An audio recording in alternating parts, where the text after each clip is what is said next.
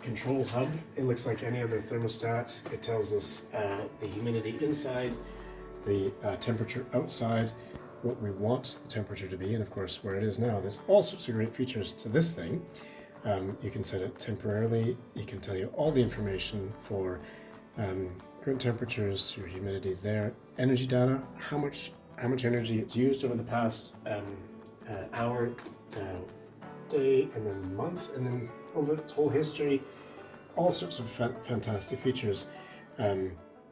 Definitely a smart machine. Takes a bit of getting used to, shall we say, and that controls the heating and the hot water.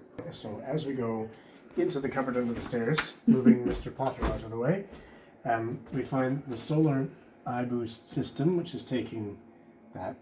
Gosh, even today it's quite dreary, isn't it? But even so, just because I guess of the where the sun is right now, through those clouds, we're actually getting heating. A brand new bank of course, fuses. It's all been wired, and then up here is the meter that records how much electricity has been generated over the lifespan of the solar panels.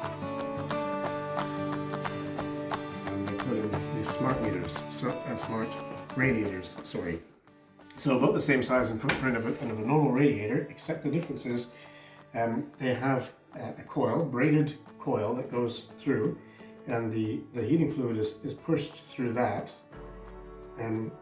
but rather than just sort of radiating slowly, down the bottom here, behind this vent, there's a little fan that'll push air, suck in air here and push it up through here. So these louvers open according to the temperature demands that you've got in the system here. So it's effectively, you set the main temperature on that gizmo that I showed you at the beginning, and then you can actually modulate these separately. So right now I've got this set to 17 degrees. One of the things that we've discovered with going all electric is, well, think of it this way. You know, when you're riding your bike, if you're going through the mountains, you come down really fast and you're just coasting. It's easy peasy. Costing no energy at all. But then going up the other side, you use an awful lot of energy.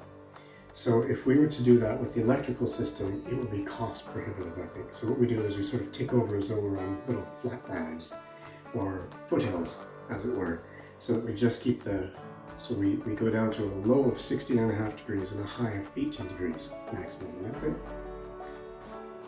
We've got, we'll go see the heat pump outside, but this is the internal hub of all that is. So it's a massive, how many liters, Christopher? Do you remember? Is it 100? 350. 350 liters. Amazing. With a control unit that'll tell you how much power is being used right now, and so that does both the hot water as well as the heat in the house.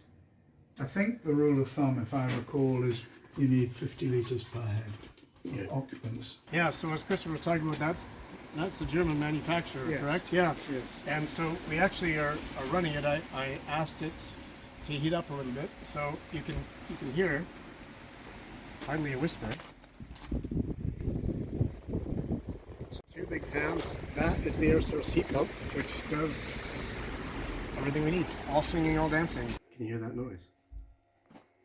That noise is the fan on the solar iBoost. So what's happening right now is that the 14 solar panels on the roof are providing electricity to top up the warmth of the hot water just now. So currently only 0.21 kilowatts are coming through. So not very much, but enough. Enough to provide some free heat from the sun.